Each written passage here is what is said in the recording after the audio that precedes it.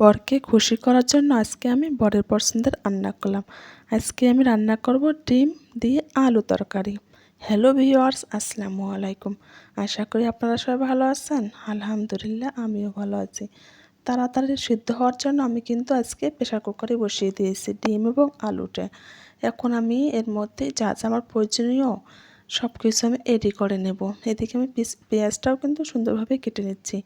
তার মধ্যে কিন্তু আমার আলু এবং ডিমটা সিদ্ধ হয়ে গেছে। যেহেতু আমি প্রেশার কুকারে দিয়েছি, সেহেতু আমার রান্নাটাও কিন্তু খুব তাড়াতাড়ি হয়ে যাবে। এদিকে আমি সুন্দরভাবে আলু ডিমের খোসাগুলো ছাড়িয়ে নেব। আমি কিন্তু প্রথমেই ডিমের খোসাগুলো ছাড়িয়ে নিয়েছি। এখানে আমি এখন কিছুটা পরিমাণে হলুদ এবং লবণ দিয়ে সুন্দরভাবে মেখে নেব। আমি কিন্তু সামান্য একটু হলুদ দিয়েছি, জাস্ট একটু কালার হওয়ার জন্য। যাদের তেল ছিটকে পড়ার ভয় থাকে তারা কিন্তু এই টিপসটা ফলো করতে পারেন। আপনারা যখন কড়াই কিংবা ফ্রাই প্যানে তেল দেবেন তখন সামান্য একটু লবণ দিবেন, তাহলে কখনো আর ডিমের যে তেলটা ছিটকে পড়ে সেটা কিন্তু কখনো ছিটকে পড়বে না। এই বিষয়ে আমি কিন্তু একটু বেশি সতর্ক থাকি, কেননা যখন ডিম মাছ যাই হোক না কেন রান্না করি তখন কিন্তু আমি প্রচণ্ড ভয়ে থাকি এই বুঝে তেল আসে গায়ে পড়ছে। এটা আমার এতটা পরিমাণে ভয় লাগে যা বলার মতো না। এদিকে কিন্তু আমার ডিমগুলো দিয়ে সুন্দরভাবে আলুর ছিলকাগুলো আমি উঠে নিচ্ছি।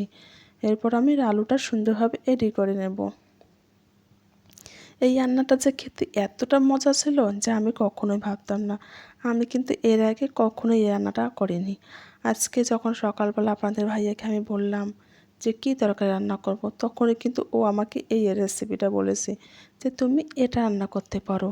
সাধারণত সবাই কিন্তু আলু সিদ্ধ করে ডাল এবং ডিম দিয়ে রান্না করে, কিন্তু তুমি একটু ভিন্নভাবে রান্না করো, দেখবে অনেক ভালো লাগবে। আমি তো প্রথমে ভাবছিলাম কেমন হবে, বুঝতে পারছি না, কিন্তু রান্নার পর যখন খেলাম এতটা মজা লেগেছে যা বলতে পারবো না। এদিকে কিন্তু আমি তেলে আরও কিছুটা তেল দিয়েছি।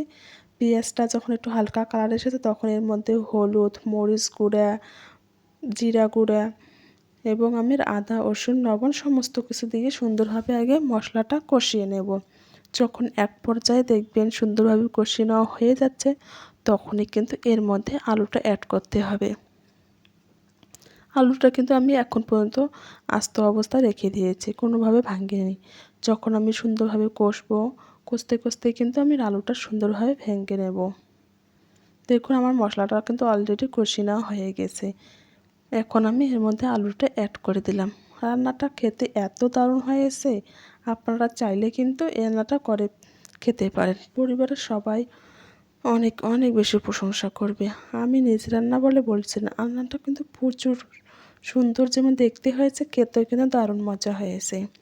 এখন আমি সুন্দরভাবে অনেক সময় ধরে কষিয়ে নেব যাতে আলুটা একটু লাল লাল সুন্দর দেখা যায়। যখন এক পর্যায়ে দেখবেন যে কষিয়ে নেওয়া হয়ে গেছে, তখনই কিন্তু আপনাকে ঝোলের পানিটা অ্যাড করতে হবে। আর এখানে কিন্তু আমি মরিচের গুঁড়া আছে সেটা অ্যাড করেছি। আমি কাঁচা মরিচটা এখন পর্যন্ত কিন্তু দেইনি। দেখুন আমার সুন্দরভাবে কিন্তু অলরেডি কষিয়ে নেওয়া হয়ে যাচ্ছে। কষতে কিন্তু আমি আলুটা কিছুটা সামান্য অল্প হলেও ভেঙে নেব, তাহলে ফুল আলুটার ভিতরে যে একটা মশলা ফ্লেভার সেটা কিন্তু চলে যাবে। আমি কিন্তু এইভাবে কষতেই কিন্তু সামান্য করে একটু পানি দিচ্ছি যখন দাগ লাগছে, আর আমি এইভাবেই কষিয়ে নিচ্ছি। এক পর্যায়ে কিন্তু আমার কষিয়ে নেওয়া হয়ে গেছে। এখন আমি পর্যাপ্ত পরিমাণে পানি অ্যাড করব। আর হ্যাঁ, একটা কথা, এই রান্নাটার সময় কিন্তু আপনারা ঝোলটা কিন্তু বেশি রাখবেন না। ঝোলটা যখন বেশি রাখবেন তখন কিন্তু খেতে একেবারে খারাপ লাগবে। একটু মাখা ঝোল থাকলে রান্নাটা খেতে কিন্তু দারুণ হয়। এখন আমি ডিমটা সুন্দরভাবে দিয়ে দিচ্ছি। আমি কিন্তু এতটা পরিমাণে পানি রাখবো না। এখন আমি ঢাকনা দিয়ে রেখে দেবো পানিটা শুকানোর জন্য। এখন আমি রান্নাটার সময় আমার কিন্তু অলরেডি হয়ে আসতেছে। এখন আমি কিন্তু কিছুটা কাঁচামরিচ ফালি করে দিলাম। এটা দেওয়ার কারণে কাঁচামরিচে একটা সুন্দর ঘ্রাণ ফ্লেভার থাকে, সেটা কিন্তু আসবে। চাইলে আপনারা কিন্তু ধনিয়া পাতাও অ্যাড করতে পারেন। আমার বাসায় নাই বলে আমি দিতে পারলাম না। দেখুন রান্নাটা কত সুন্দর হয়েছে, তাই না? কালারটা দেখলেই মনে হচ্ছে যে ভালো হবে। খোদা হাফেজ।